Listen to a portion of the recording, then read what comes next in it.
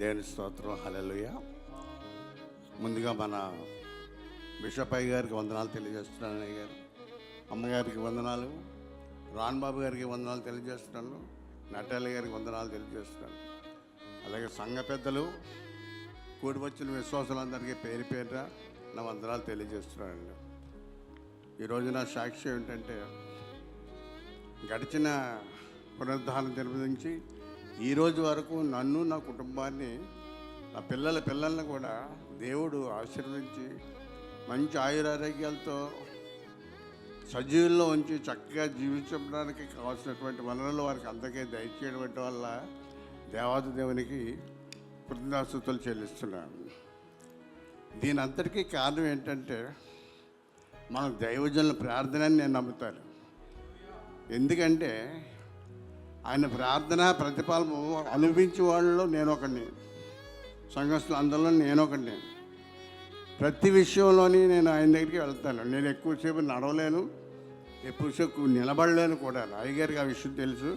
అయ్యగారు నన్ను ముగ్గురు డాక్టర్ దగ్గరికి కూడా పంపించారు. న్యూరాలజిస్ట్ కేజ్ దగ్గర ఉంటే ఆయన అడ్రస్ తీసుకోవడానికి పంపించారు. ఏ డాక్టర్ దగ్గరికి వెళ్ళినా నీకు ఏ ప్రాబ్లం లేదు, కాళ్ళని చక్కగా ఉన్నా అంటారు, కానీ నాకు ఏ ప్రాబ్లము ఉందో ఎవరికి తెలియదు. కానీ నేను నవ్వడలేదు, ఎందుకంటే తిబ్బలేకపోతున్నా కాళ్ళు. అలాంటి పరిస్థితుల్లోని నేను ఇలాగ ఉన్నానంటే, నాకు నెలలో 2 సార్లు అయ్యగారి ప్రార్థనకు వస్తాను. 2వ ఆదివారం, 4వ ఆదివారం. నేను నా భార్య ఇద్దరం ప్రార్థన చేయించుకుంటాం. ఆ ప్రార్థన ప్రతిఫలమే నేను ఈరోజు ఇలా ఉన్నానని నమ్ముతున్నాను. ఎందుకంటే ఆయన మొన్న క్రిస్మస్కి మా ఇంటికి వచ్చారు. అందరు గృహాలు సందర్శించారు. అలాగే మా గృహాలు కూడా సందర్శించినప్పుడు ఆయన ఒక ప్రవచనం చెప్పారు నాకు. సూర్యమోహన్, నీకు అన్నీ బాగున్నాయి, బ్రహ్మాండంగా దేవుడు నిలిపి నడిపిస్తున్నాడు, కానీ 2025లో నీకు ఆరోగ్యం బాగోదు, నీకు నీ భార్య కూడా ఆరోగ్య విషయంలో చాలా జాగ్రత్తగా ఉండాలని చెప్పారు. అప్పుడు నేను చాలా బాగున్నాను, అయ్యగారు ఎలా చెప్పారు, నా కాళ్ళు గురించి ఏమో అనుకున్నాను. అది నిజం ఏంటంటే ఫిబ్రవరిలో తెలిసింది నాకు, నిన్న పోయిన నెలలో. అది అనుకోకుండా నీరసం అయిపోయింది. ఎందుకు అయిపోయింది నాకైతే తెలియదు. అనవసరమైన ఏమీ మేము తినము మా ఇంట్లో, ఎందుకంటే ఉండేది ఇద్దరమే, కావాల్సినవి వండుకొని అలా చక్కగా తింటుంటే ఆరోగ్యం ఉన్నాం దేవుడి వల్ల. అటువంటిది వండుండి చక్కగా తక్కువ అలా నీరసం అయిపోయాను. నీరసం అయిపోతే ఏం చేయాలో అర్థం కాలేదు. అయ్యగారి దగ్గరికి వచ్చాను. అయ్యగారి దగ్గర 2వ ఆదివారం ప్రార్థన చేయించుకొని అయ్యగారికి చెప్పాను, ఇలా ఉంది అయ్యగారు, ఏం చేయాలో అర్థం అవుతుందంటే జనరల్ ఫిజిషియన్ దగ్గరికి వెళ్ళమని అయ్యగారు సజెషన్ చెప్పారు. అయ్యగారు చెప్పిన వెంటనే నేను జనరల్ ఫిజిషియన్ నెక్స్ట్ డే వెళ్ళాను, సోమవారం ఆ రోజు. ఆయన ఏదో కొన్ని మందులు రాశారు. ఆయన ఇచ్చిన మందుల వల్ల నాకేమీ ఉపయోగం కనబడలేదు. మళ్ళీ సోమవారం అయ్యగారి దగ్గరికి వచ్చి, అయ్యగారు నాకు జ్వరం కూడా వచ్చేస్తుంది, ఏం చేయాలి అర్థం అవ్వట్లేదంటే, ఆ రోజు నాకు సోమవారం లంచ్ ప్రేయర్స్ టైంలో అనమాట అండి, నాకు ప్రార్థన చేశారు అయ్యగారు. నీకేం ఉండదు, పర్లేదు, జ్వరం రాదు, ఏమీ రాదు, వెళ్ళిపోయి ప్రార్థన చేసి పంపించారు. ఆ రాత్రి నుంచి జ్వరం తగ్గిపోయింది నాకు. అప్పుడు 10 రోజులు బట్టి జ్వరం వచ్చేది నాకు. ఆ రాత్రి నుంచి మొత్తం జ్వరం తగ్గిపోయి ఎటువంటి అనారోగ్యం లేకుండా ఉన్నాను. కాకపోతే నీరసం మాత్రం తగ్గటం లేదు. నీరసం తగ్గటం లేదండి అనుకుంటే నా వైఫ్ అన్నారు, ఒకసారి డాక్టర్ దగ్గరికి వెళ్ళి సిలిండర్ ఎక్కించుకొని బాగుంటుంది కదా అని అంటారు. సరే అని వెళ్ళి సిలిండర్ ఎక్కించుకున్నాను. ఆ రోజుకి అలాగే ఉంది, కానీ 2వ రోజుకి కొంచెం రికవర్ అయ్యాను. అలాగే అయిన తర్వాత నేను బాగున్నాను అనుకునేసరికి అనుకోకుండా నా భార్య కూడా సిక్ అయిపోయింది.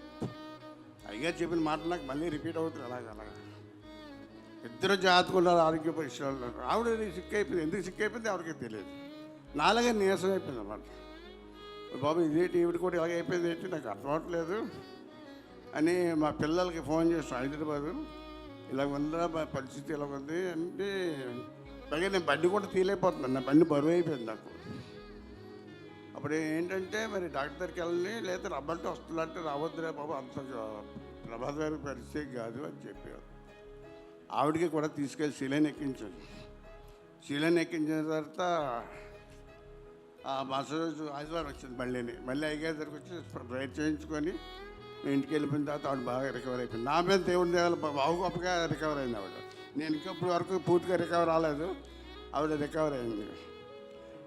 మొన్న బుధవారం ఇలాగ మీటింగ్కి రావడానికి ప్రిపేర్ అవుతుండగా కూర్చొనిపోయింది ఆవిడ. కూర్చోవద్దన్నారు కూడా కూర్చొనిపోయింది. కూర్చొని కింద పడిపోయింది. కింద పడిపోగానే గోడకి బుర్ర తగిలిస్తుంది. తగిలేసేంత లావు పొంగిపోయింది అన్నీ అప్పటికప్పుడు 2 నిమిషాల్లో. ఏం చేయాలో తెలియదు. ఉన్నవాళ్ళు ఇద్దరే ఇంట్లోని. నాకు భయం వేసింది అనమాట. భయం వేసి అంటే మీకు స్టోరీ ఫోన్ చేస్తే వాళ్ళే మందులు ఇస్తారు రండి అంటే వెన్న ఆమె నొక్కదాన్ని ఇంట్లో వదిలేసి వెళ్ళి అన్నయ్యని మందులు తెచ్చి చేశాను. అయ్యగారు ఫోన్ చేద్దాం అనుకున్నాను. అయ్యగారు అప్పుడు మనకి మీటింగ్లు ఉంటారు మరి ఫోన్ చేయలేదు. ఆ మందులు వేసి ఐస్ బ్యాగ్లు అవి తీసుకొచ్చి పెట్టమన్నారు. పెట్టాను. పెడితే మా అబ్బాయి చెప్తా చెప్పాను అనమాట. పెట్టిన తర్వాత రాత్రి 10 గంటలకి కొంచెం తగ్గు ముఖం పెట్టింది. అప్పటికి కొంచెం ఇవిడ రిలాక్స్ అయిందనమాట. ఆ రోజు నుంచి మళ్ళీ నిన్నటి వరకు నిన్న చర్చకు తీసుకొచ్చి అప్పటి నుంచి అలాగే ఉంది ఆవిడ. అలాగే నీరసంగా ఉండడం, పప్పు తగ్గకపోవడం, కొంచెం నొప్పి ఉండడం అని నిన్న తగ్గిపోతే నిన్న చర్చకు తీసుకుని రావడం వచ్చింది వాళ్ళు. ఆ విధంగా మరి అయ్యగారు మనకి మాకు మా కుటుంబంలో ఏం జరుగుతుందో ఆయన ముందుకే తెలిసిపోతుంది. ఆయనకి పరిశుద్ధులు కదా ఆయన పరిశుద్ధులు. ఆయనకి తెలియదు ఏమంటూ ఉండదు. ఆయన ఎప్పుడు మన గురించి ప్రార్థన చేస్తుంటారు.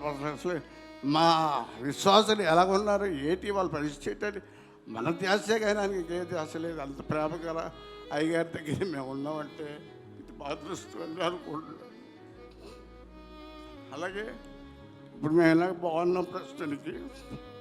ఇంకొక అద్భుతం ఏంటంటే మా చిన్న కోమడు ఉన్నాడు. అంత మీద పనిచేసిన వైజాగ్లో ఉండేవాడు.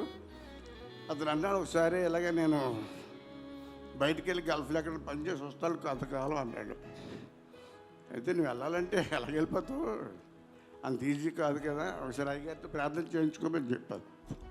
అయ్యగారి దగ్గరికి వచ్చి ప్రార్థన చేయించుకున్నాడు. చేయించుకుని 4 రోజులు గల్ఫ్ వెళ్ళిపోయాడు. ఎవరు నమ్మరు అసలు ఎవరు. ఎందుకంటే వెళ్ళాలంటే 6 నెలలు సంవత్సరం ఎన్నో ఇంటర్వ్యూలకు వెళ్ళాలి. వాళ్ళు ఎన్నో ఇంటర్వ్యూస్ ఫేస్ చేసి అక్కడ సెలెక్ట్ అయితే అక్కడ పంపిస్తారు. అలాంటిది గల్ఫ్లో కంపెనీలోని గల్ఫ్ ఎయిర్ కంపెనీ అని ఒక మంచి కంపెనీ, దానికి మొట్టమొదటి ఇంటర్వ్యూకి వెళ్ళాడు. వెళ్ళిన వెంటనే పాస్ అయిపోయాడు. ఇమ్మీడియట్గా అని 10 రోజులు పంపించారు. అంటే ఇంటర్వ్యూ దగ్గర నుంచి వెళ్ళేటప్పటికి 1 మంత్ అంతే.